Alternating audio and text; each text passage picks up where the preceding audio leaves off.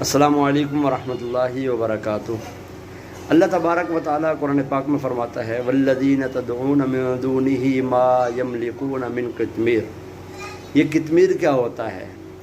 قطمیر ہوتا ہے کھجور، جب آپ لوگ کھاتے ہوں گے رمضان میں خصوصاً آپ لوگ توڑتے ہوں گے تو ایک پتلا سا چھلکا لگا ہوا ہوتا ہے گٹھلی کے ساتھ، اس گٹھلی کے ساتھ جو سفید کلر کا پتلا چھلکا ہوتا ہے اس کو قطمیر کہتے ہیں۔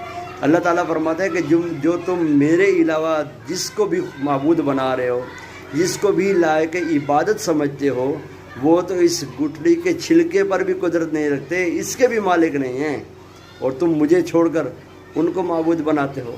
کتنی پیاری بات فرمائی ہے۔